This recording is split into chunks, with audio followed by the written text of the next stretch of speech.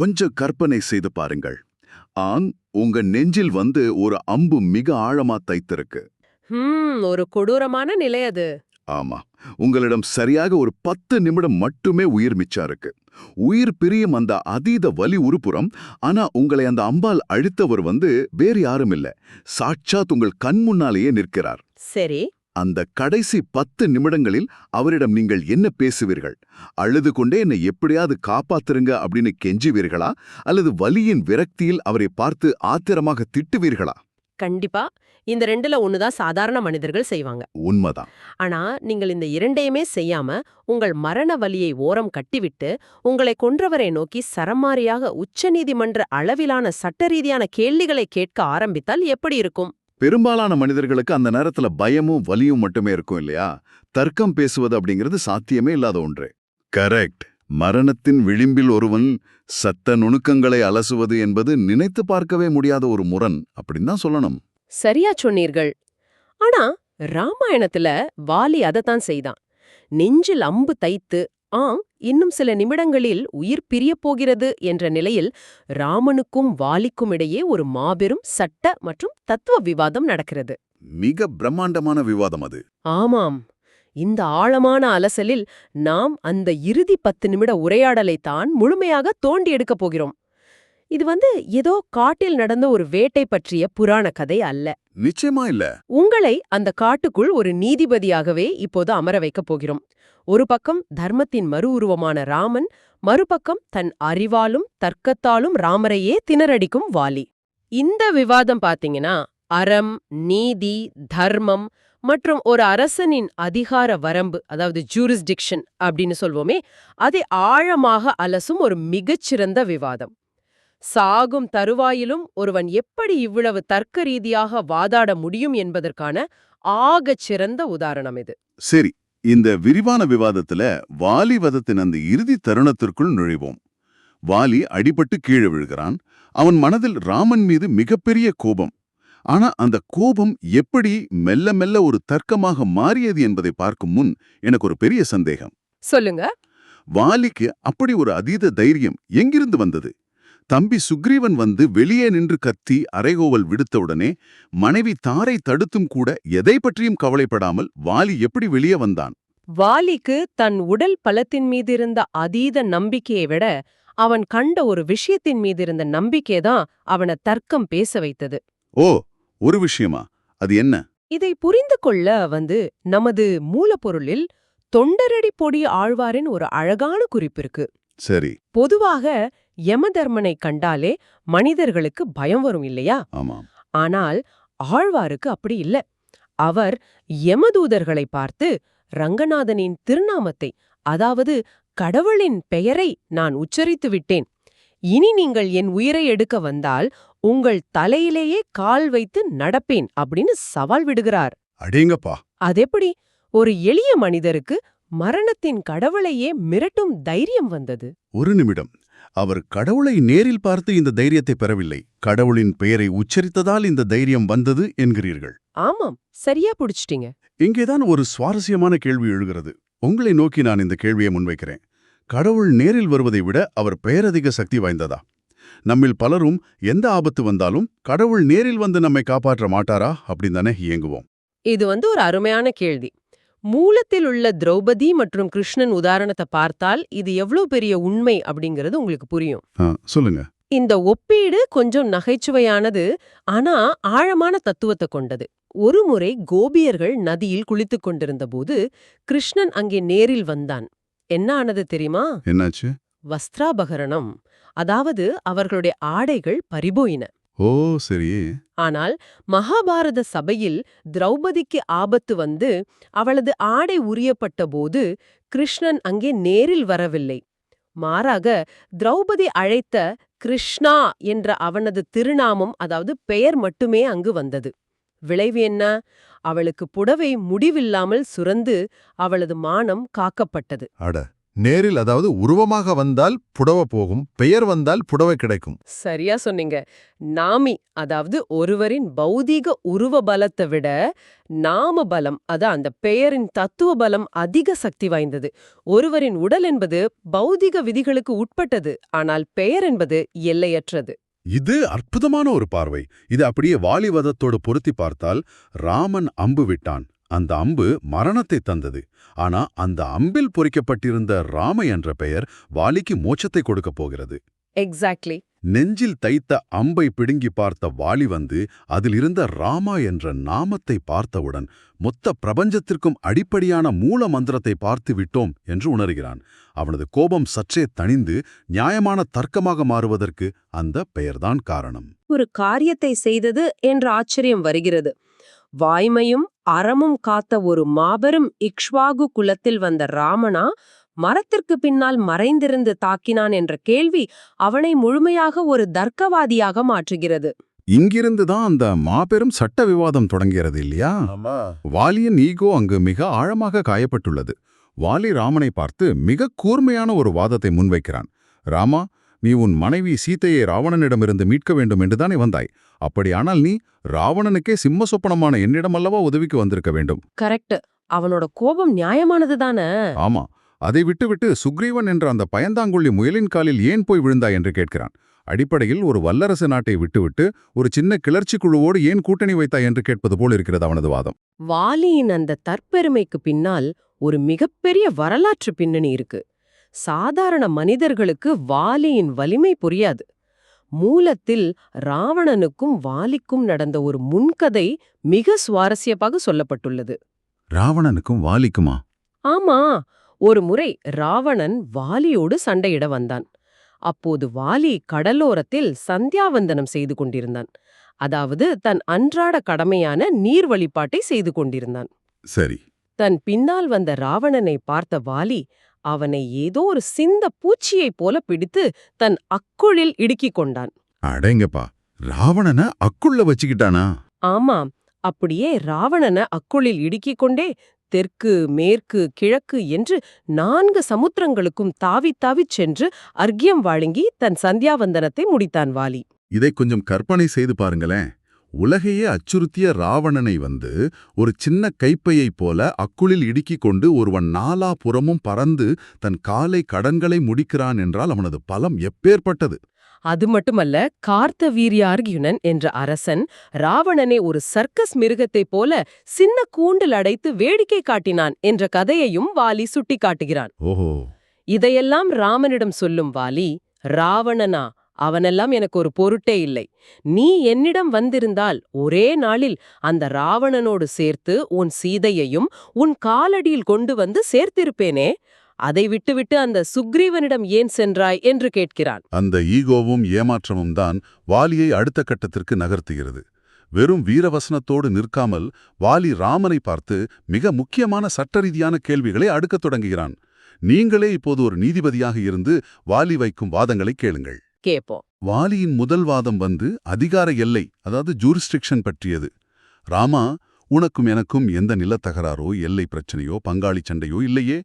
நாம் முன்பின் அறிமுகமில்லாதவர்கள். என் மீது போர் தொடுக்க உனக்கு எந்த அடிப்படை காரணமும் இல்லையே என்கிறான்.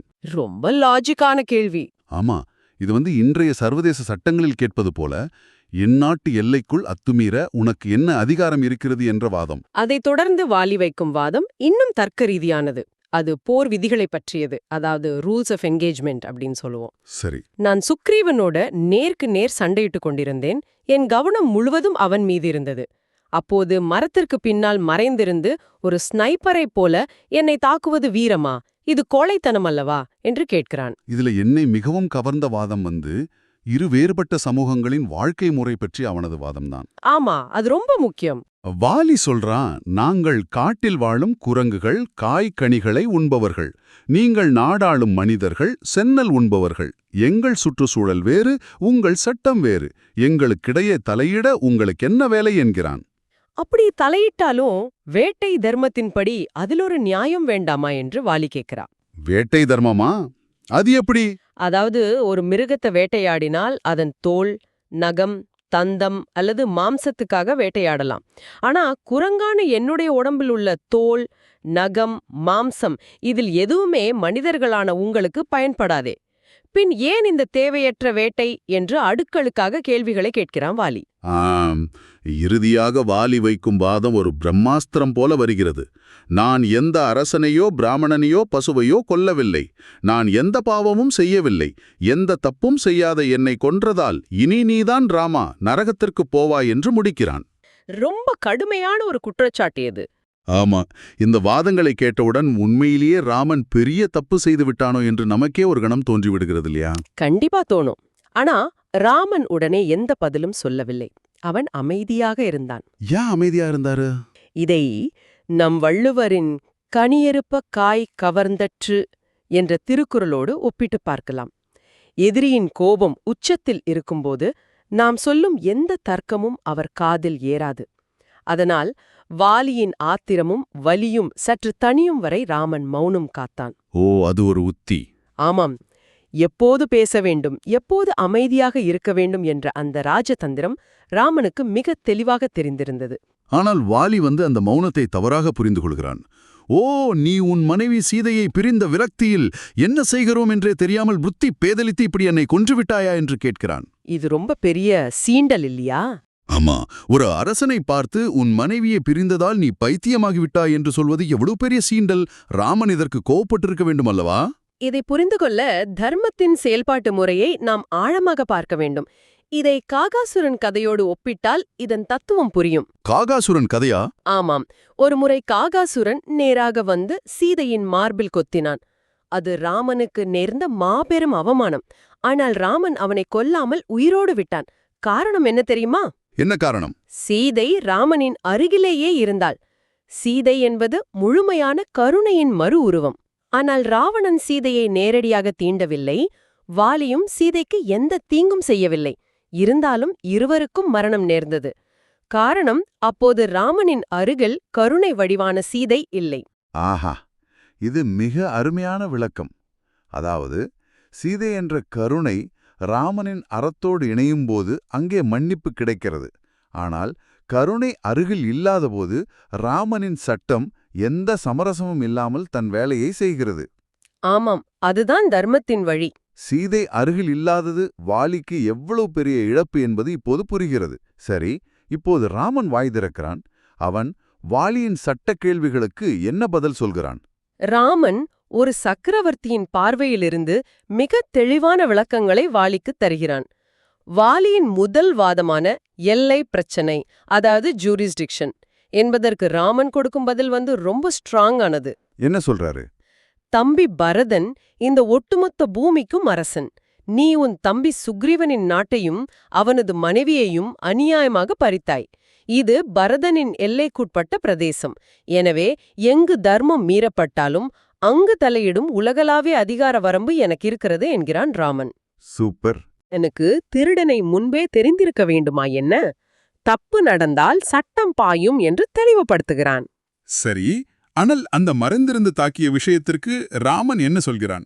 அது வேட்டை தர்மத்தை அடிப்படையாக கொண்டது. ராமன் சொல்கிறான், நீ உன்னை ஒரு காட்டில் வாழும் மிருகம் என்று சொல்கிறாய். ஒரு மிருகத்தை வேட்டையாடும்போது நேருக்கு நேர் நின்று போர் புரிய வேண்டிய அவசியமில்லை. மறைந்திருந்து வேட்டையாடுவதுதான் தர்மம். ஒரு நிமிஷம் பொறுங்கள். இங்கேதான் எனக்கு ஒரு மிகப்பெரிய நெருடல் வருகிறது. என்ன நெருடல்? இது ஒரு மிகப்பெரிய ஏமாற்று வேலை போல தெரியவில்லையா? வாலி இவ்வளவு நேரம் அரசியல் சாசனத்தையும் எல்லை அதிகாரத்தையும் மனு தர்மத்தையும் பற்றி ராமனிடம் விவாதித்தான். அவனோடு அப்படி உச்சநீதிமன்ற நீதிபதி போல விவாதித்துவிட்டு திடீரென்று, ஓ, நீ ஒரு மிருகம், அதனால் உன்னை மரத்தின் பின்னால் ஒளிந்திருந்து சுடுவது சரிதான் என்று சொல்வது என்ன நியாயம்? ராமன் இந்த லாஜிக் ரொம்பவே பலவீனமாக இருக்கிறதே. உங்களுக்கு தோன்றும் அதே சந்தேகம் பலருக்கும் எழும். ஆனால் ராமன் சொல்லும் நுட்பம் அங்கேதான் இருக்கிறது. ராமன் வாலியை வெறும் உருவத்தால் மிருகம் என்று சொல்லவில்லை, அவனது செயலால் மிருகம் என்கிறான். ஓ, செயலால் மிருகமா? ஆமாம், நீ உன் தம்பியின் மனைவியை தாரமாக அபகரித்தாய். அப்படிப்பட்ட மிருக குணத்தை காட்டிய உனக்கு மனிதர்களுக்கான போர் விதிகள் பொருந்தாது என்பதே ராமனின் ஆழமான வாதம். ஓ, இப்போது புரிகிறது. அதாவது வாலி தனக்கு வசதியாக இருக்கும்போது மனு தர்மத்தை பேசுகிறான், தனக்கு பிரச்சனை வரும்போது நான் வெறும் குரங்கு என்கிறான்.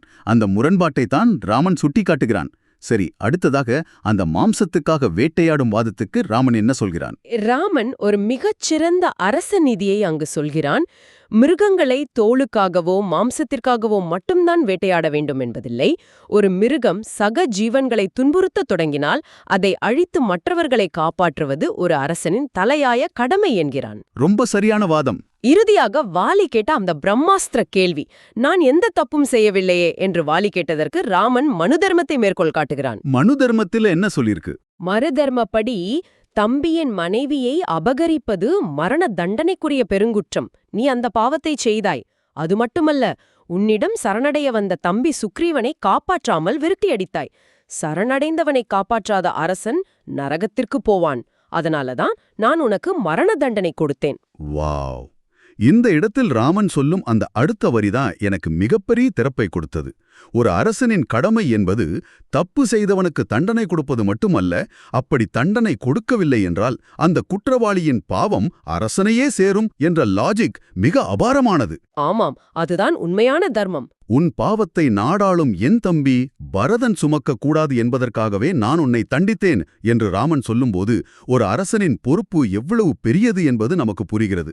இந்த வாதத்தின் முன் வாலியின் தர்க்கங்கள் அனைத்தும் சுக்குநூறாக உடைகின்றன. அந்த பதில்களை கேட்டவுடன் வாலியின் கோபமும் ஈகோவும் முற்றிலும் கரைந்து விடுகிறது. தான் செய்தது எவ்வளவு பெரிய அறமீறல் என்பதை அவன் ஆழமாக உணர்ந்து கொள்கிறான்.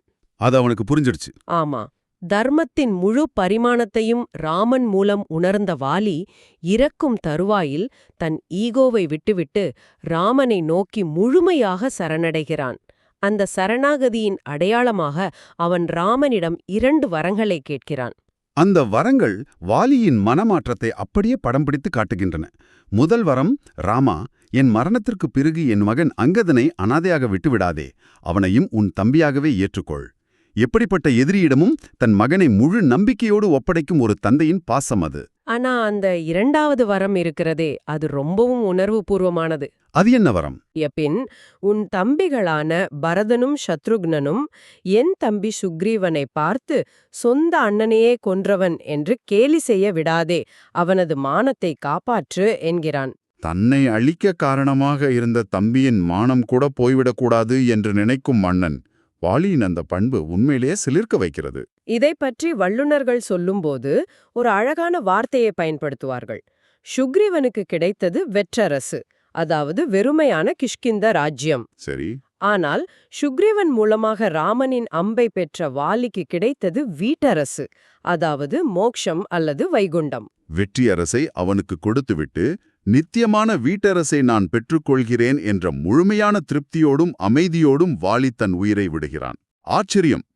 ஒரு மனிதனின் அதீத ஈகோவும் கோபமான வாதமும் எப்படி ஒரு ஆழமான சரணாகதியாக மாறியது பார்த்தீர்களா? தர்மத்தின் பல பரிமாணங்களை, சட்டத்தின் நுணுக்கங்களை இந்த 10 நிமிட உரையாடல் நமக்கு எவ்வளவு அழகாக உணர்த்திவிட்டது. நாம் இந்த ஆழமான அலசலின் இறுதி பகுதிக்கு வந்துவிட்டோம். ஆமாம், கோபம், தர்க்கம், அறம் மற்றும் சரணாகதி என மனித உணர்வுகளின் அத்தனை அடுக்குகளையும் ராமனும் வாலியும் நமக்கு இந்த வனத்து நீதிமன்றத்தில் மிக சிறப்பாக காட்டிவிட்டார்கள். இறுதியாக உங்களுக்கு ஒரு சிந்தனையை விட்டுச் செல்கிறேன். இந்த ஆழமான அலசலின் தொடக்கத்தில் உங்கள் நெஞ்சில் அம்பு தைத்திருப்பதாக ஒரு கற்பனை செய்தோமே, அதை மீண்டும் நினைத்து பாருங்கள். ஒருவேளை ராமன் மரத்திற்கு பின்னால் மறைந்திருந்து தாக்காமல் நேருக்கு நேர் நின்று சண்டையிட்டிருந்தால் என்னவாகியிருக்கும்? வாலியின் அந்த அசுரத்தனமான ஈகோ அவனது தவறை அவனை உணரவிட்டிருக்குமா? அவனுக்கு அந்த ஞானமும் மோட்சமும் கிடைத்திருக்குமா? நிச்சயமா நேருக்கு நேர் மோதியிருந்தால் வாலி தன் வாழ்நாள் முழுவதும் செய்ததைப் போல அது வெறும் பல பரீட்சையாக மட்டுமே இருந்திருக்கும். அவனுக்கு தன் நிலை உணர்த்தும் ஞான பரீட்சையாக மாறியிருக்காது. மிகச்சரியாகச் சொன்னீர்கள். சில நேரங்களில் வாழ்க்கையில் நமக்கு வரும் எதிர்பாராத மறைமுகமான அடிகள் கூட நம்மை உண்மையை நோக்கி திருப்புவதற்கான இயற்கையின் தந்திரமாக இருக்குமோ? நம்முடைய ஈகோவை உடைக்க இயற்கை கையாளும் ஒரு உத்தியோ? இதை நீங்களே யோசித்துப் பாருங்கள். இது போன்ற மேலும் பல ஆழமான தகவல்களோடு உங்களை மீண்டும் சந்திப்போம்.